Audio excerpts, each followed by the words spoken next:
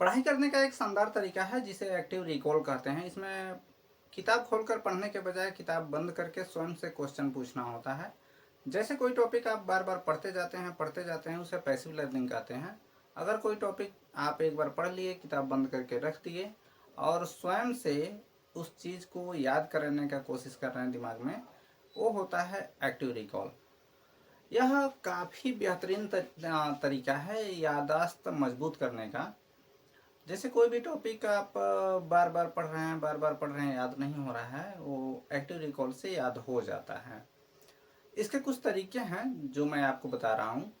पहला है, कोई टॉपिक आप पढ़ लिए तो उस टॉपिक से क्या क्वेश्चन बन रहे हैं, उसका क्या आंसर होगा, खुद से सवाल करना और जवाब देना। दूसरा तरीका होता है, जैसे क्लास में एक टीचर किसी बच्चे को पढ़ाते हैं, वैसे कोई टॉपिक आप पढ़ करके खुद से अपने आप को समझाएं। और तीसरा होता है ब्लैंक पेज रूल।